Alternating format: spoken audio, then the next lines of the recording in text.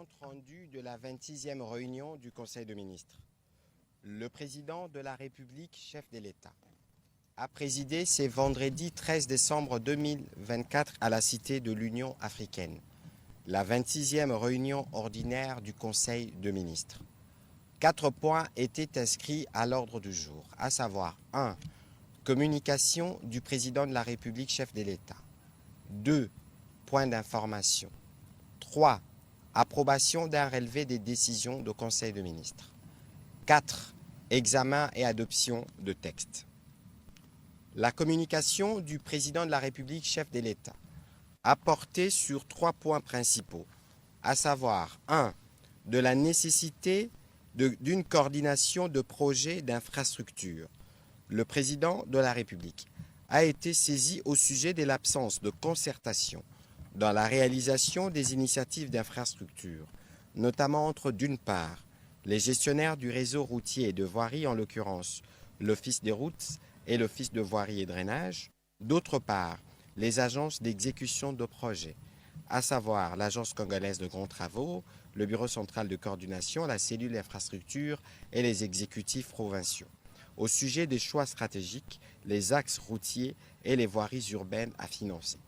Ces déficits, a-t-il déploré, a pour corollaire une discordance inflationniste des prix pour des bâtiments et travaux à réaliser pourtant par le même État, les manques de rigueur dans les contrôles des travaux, le non-respect des délais d'exécution, l'absence des normes relatives aux différents types d'interventions sur les réseaux ainsi que le coût associé, le manque de suivi efficace et de coordination de travaux, la non-réalisation d'économies d'échelle et des performances de la dépense publique, les risques de surfacturation de travaux, etc.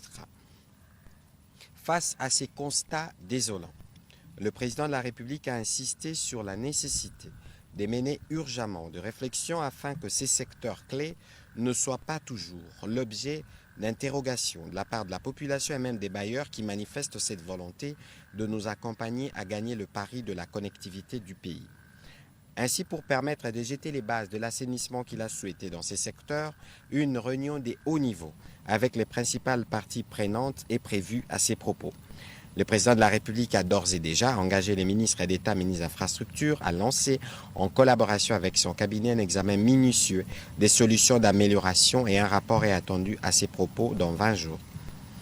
Le deuxième point de la communication du président de la République a porté sur la nécessité de multiplier les sources de financement pour la réalisation des infrastructures de base. Pour le président de la République, la construction des infrastructures de base modernes constitue pour notre pays un facteur compétitif important et un moyen pour impulser l'activité économique, surtout à travers le secteur agricole. Cependant, la levée de fonds pour soutenir cet ambitieux programme demeure un défi à relever. Dès lors, il a appelé à des réflexions pour des solutions innovantes, incluant toutes les parties prenantes pour concourir à cet objectif.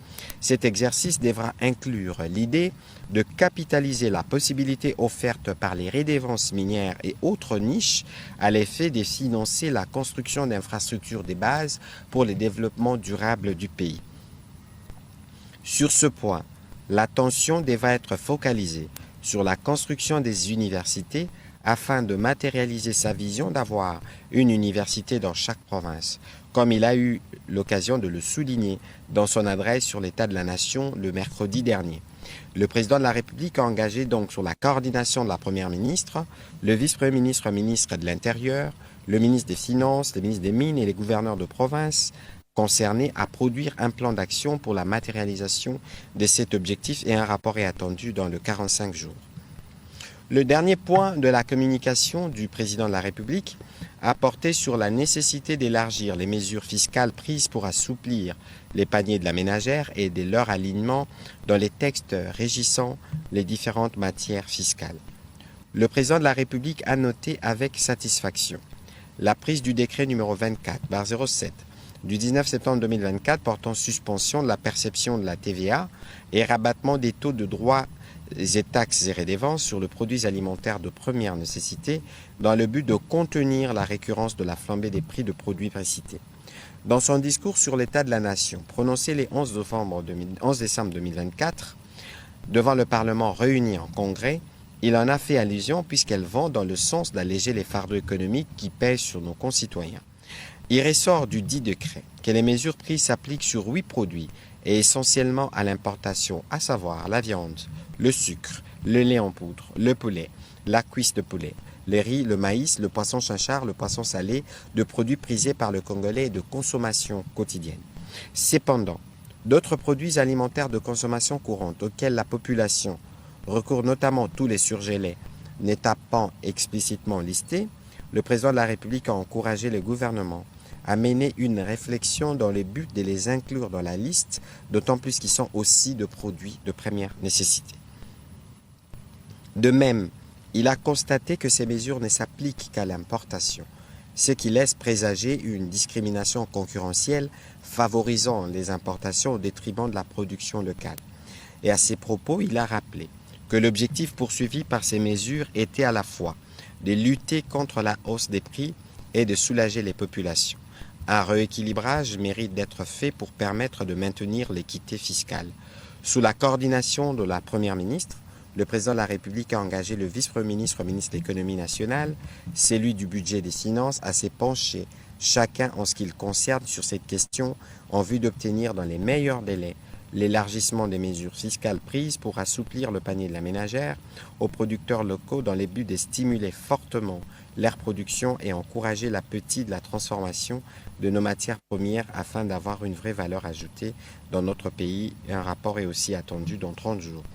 Dans la suite de la communication du président de la République, la première ministre chef du gouvernement a d'abord tenu, au nom du gouvernement, à saluer la portée historique et politique du discours du président de la République devant les congrès. Le message délivré a posé pour le gouvernement des balises en termes des défis pour non seulement l'année prochaine, mais également pour l'avenir de notre pays. Parmi les défis passés en revue, le gouvernement demeure pour sa part attentif à l'exigence de la matérialisation de la vision du chef de l'État à travers la mise en œuvre du programme d'action du gouvernement avec pour fil conducteur la diversification de notre économie.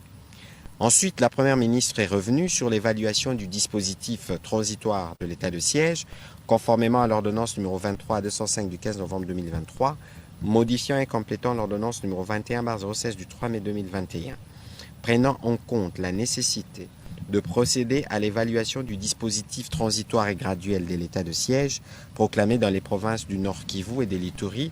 Elle a fait le point de son séjour du 22 au 24 novembre dernier dans ces deux provinces dans le cadre d'une mission interinstitutionnelle composée des membres du gouvernement, de l'Assemblée nationale, du Sénat et de la présidence de la République.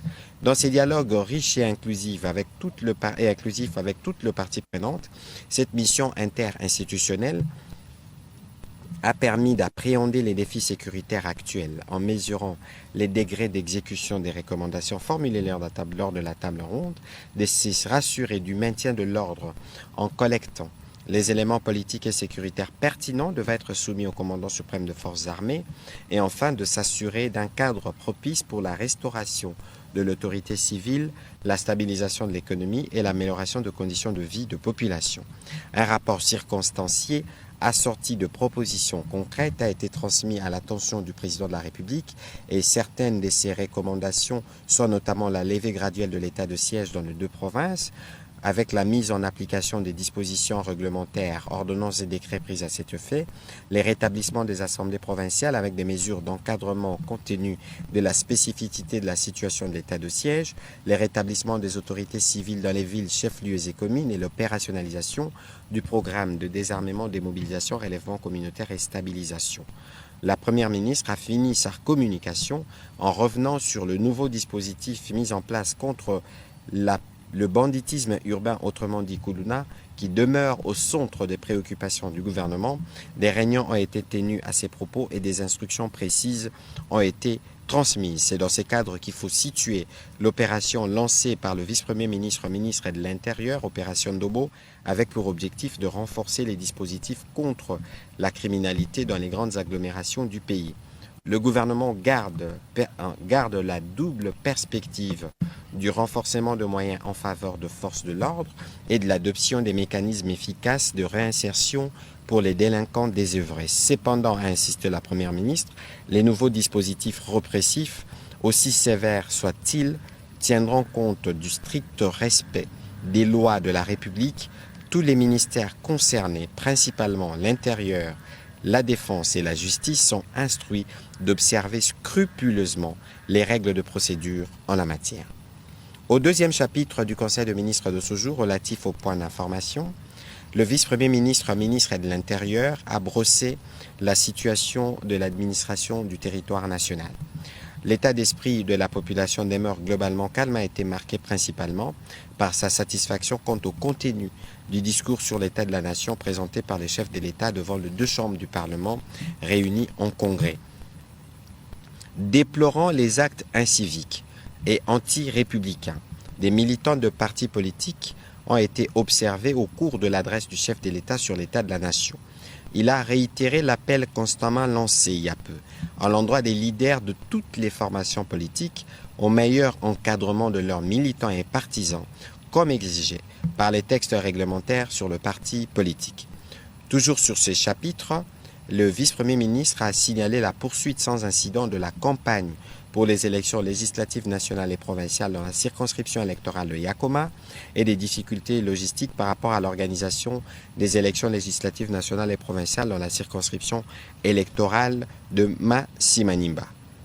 Il a profité aussi pour faire le point de l'opération Ndobo qu'il a récemment lancée et à ce jour 784 inciviques sont en détention et certains ont été déférés aujourd'hui en flagrance à travers les audiences foraines.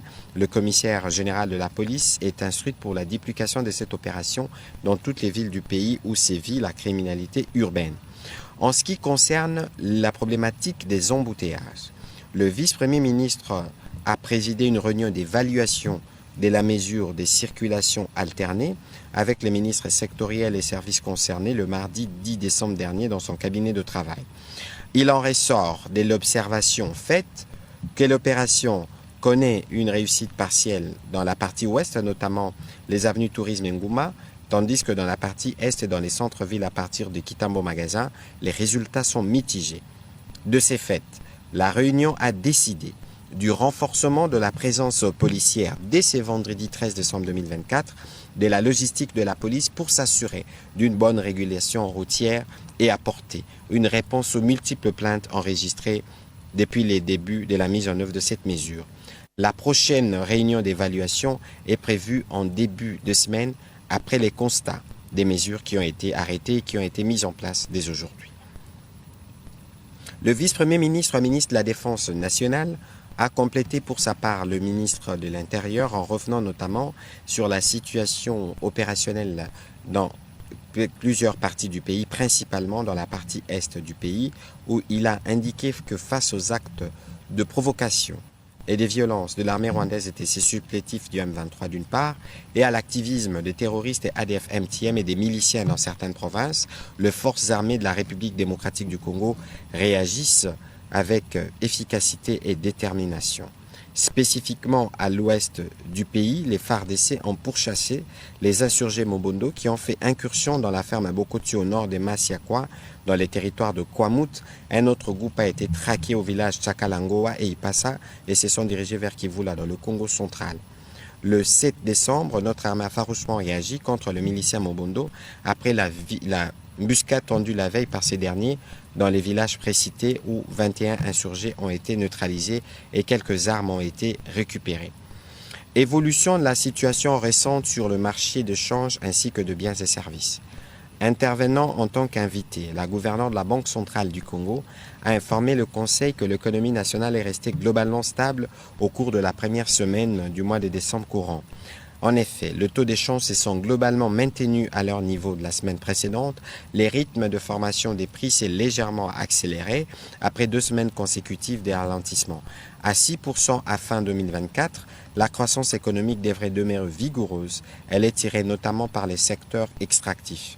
Sur les marchés mondiaux, les produits de base concernant notre pays, il y a eu notamment légère baisse hebdomadaire de 0,77% du prix du baril de pétrole, se situant à 7,84 $, influencé par les craintes d'une baisse de la demande face à une offre abondante. La légère augmentation du prix de la tonne du cuivre, la hausse de 1,38% du prix de l'once d'or. Cette évolution de la conjoncture intérieure est justifiée par le maintien de l'orientation restrictive de la politique monétaire, combinée à une politique budgétaire prudente. À cela s'ajoute le renforcement de la coordination de ces politiques conjoncturelles. La gouverneure de la Banque centrale du Congo a recommandé la poursuite de l'exécution des réformes structurelles pour améliorer la résilience de l'économie aux chocs exogènes et assurer une croissance solide et inclusive. Situation épidémiologique en République démocratique du Congo. Le ministre de la Santé, Hygiène et Prévoyance sociale a présenté la situation épidémiologique hebdomadaire dans le pays.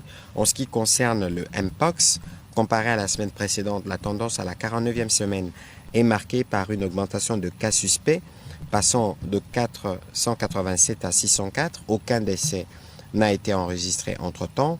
Il a aussi fait le point de la campagne de vaccination qui se passe actuellement dans plusieurs zones, notamment à Benadibele, Yakusu et Mituresu. Il a annoncé l'arrivée à Kinshasa dans les prochaines heures de 50 000 doses de vaccins en provenance du Japon. Il a fait de même le point sur l'épidémie de choléra.